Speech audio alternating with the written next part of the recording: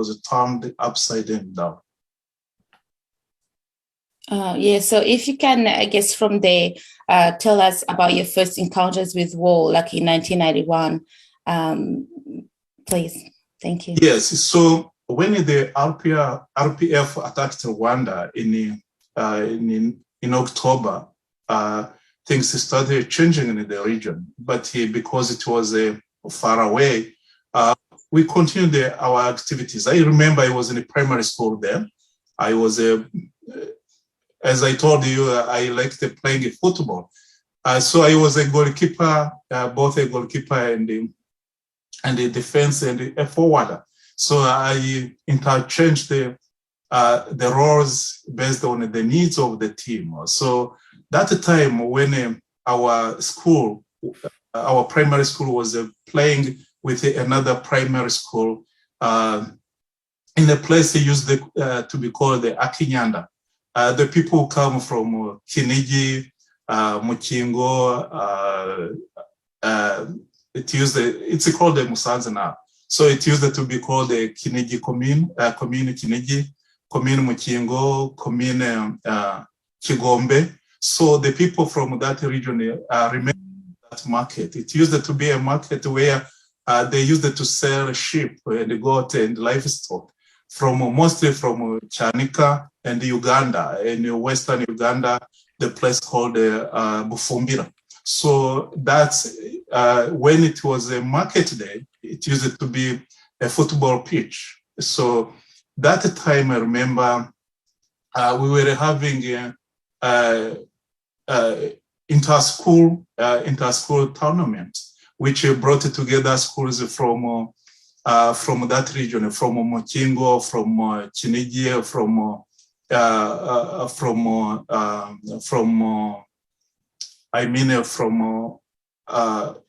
Kigombe commune.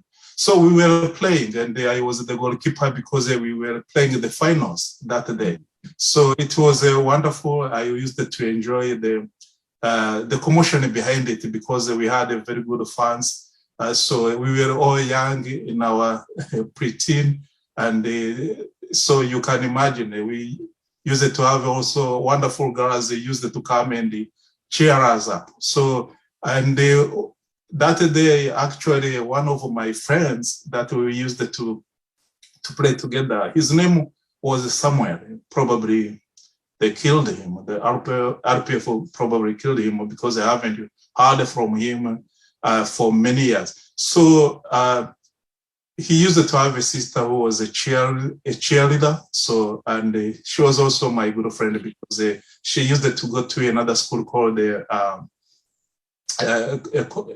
a school called the name is escaping me. So, and another school, and our school was playing with her school that day. So we went to stay at her place after the football.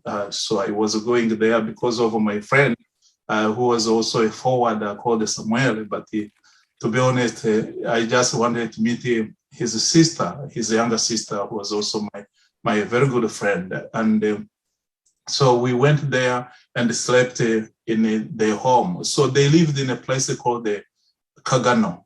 Those people are familiar with that place called the Kagano. So, and that day actually we were playing with the Kagano primary school.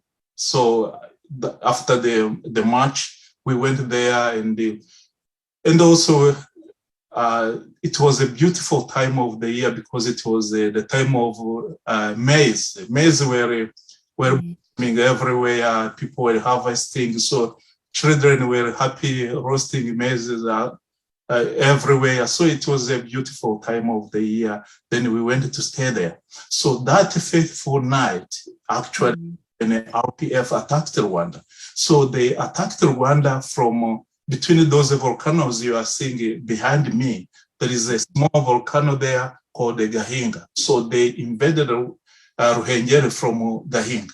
So when you invade Ruhengeri from Gahinga, you come to Kinigi commune, and then goes down to Kagano and Nyange. Actually, that's what I was forgetting. So we were living by the Nyange bridge. and that's where the home was. So in the middle of the night, we had a commotion. The dogs were barking and the people crying. So what was happening is that actually the RPF was hacking people in the neighborhood.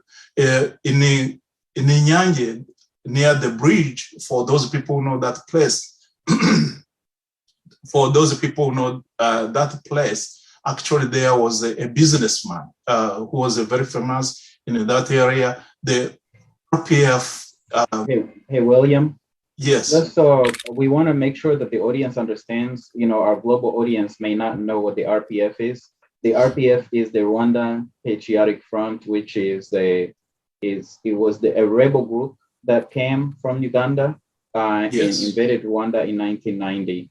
And it was an invasion led by Rwandan exiles who were part of the Uganda military, including Paul Kagame, the Rwandan president right now. So on the screen, you are seeing pictures of Kagame and the initial attack. So for those of you who are watching on your TVs and on social media and YouTube. So that's the invasion that William is talking about. So William, tell us about, what happens when they actually got to your area.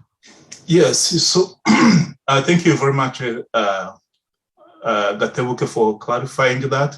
So that night, actually, the RPF, the Rwandan Patriotic Front, led by Kagame and General Nyamwasa, actually invaded Ruhengeri, and they passed by our house, my friend's house. We were neighbors. As you know, many people in Rwanda live in the communities, so we know each other. So me sleeping over at my best friend's house, it was like sleeping at home. It was a home. So from there, then the RPF attacked, invaded Ruhengeri, but passed by Nyanje sector, and at the bridge, they killed almost everybody. So when we heard that, we had the commotion, we got out and to go and see what was going on. Actually, we realized that actually there was people were being killed using blunt objects such as hammer, agafuni. Most of Rwandans are familiar with the agafuni. Agafuni is a hammer that RPF soldiers used to carry and use it to smash the skulls of its victims. So when that night RPF attacked that region, actually many people were killed using the hammer, smashed. Others were actually cut using sharp objects. So it was horrific.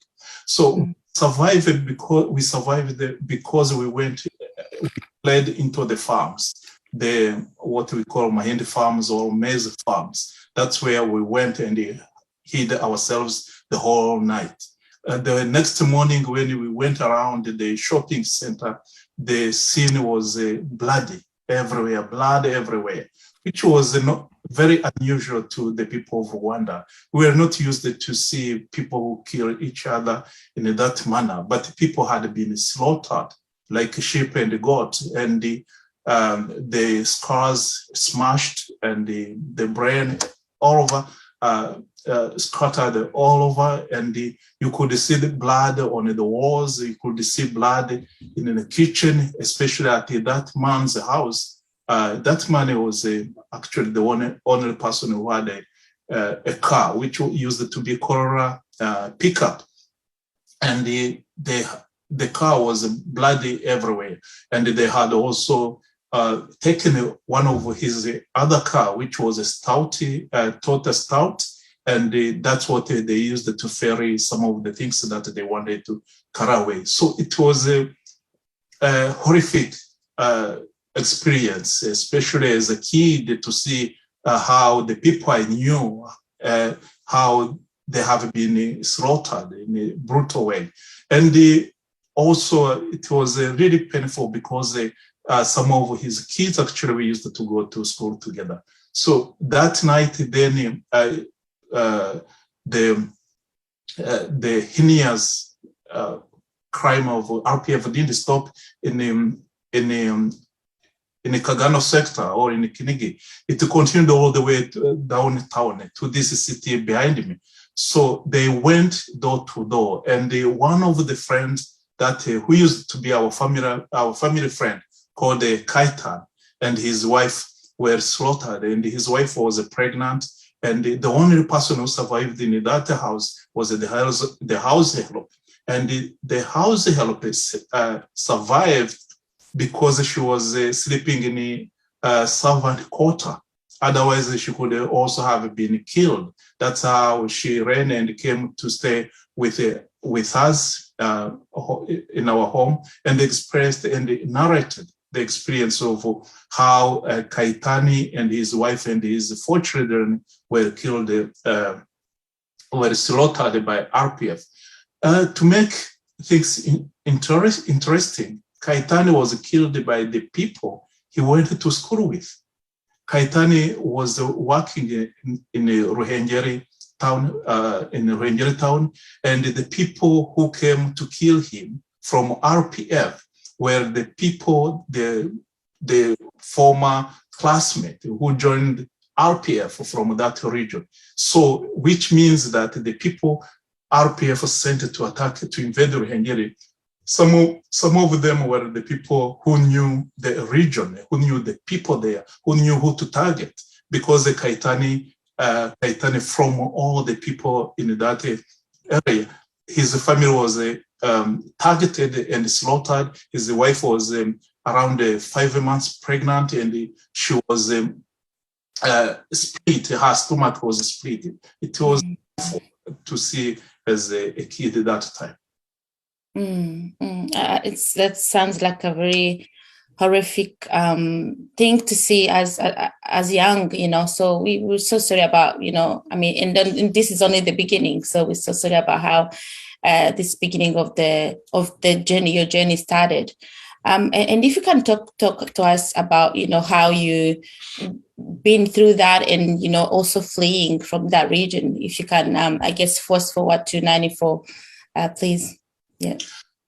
Yeah. So the conflict, the carnage continued in Rwanda. RPF continued killing people, and so then it reached to the time that the plane was shot down.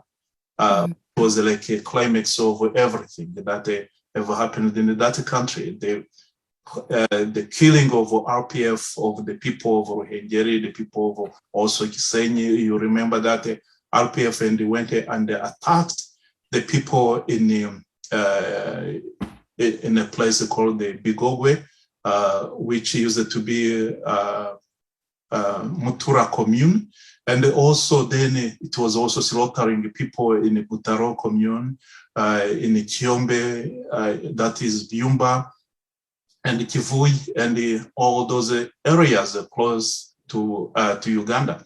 So then came the time that the RPF on April 6, 1994, where the RPF actually shot the presidential jet, killing Habyarimana Juvenal of Rwanda and Habyarimana Cyprien of Burundi, 2 presidents at the same time. That's when which sparked the genocide and triggered the genocide, and the mass killing happened. So Rwandans fled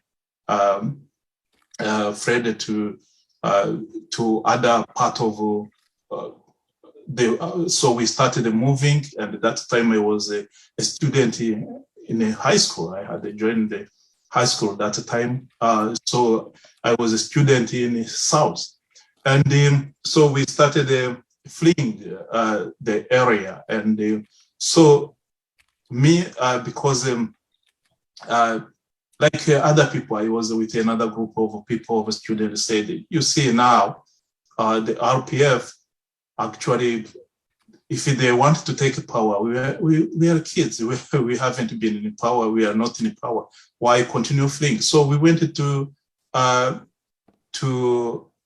this place that Kibeho camp. Actually, we remained in Rwanda. I didn't flee.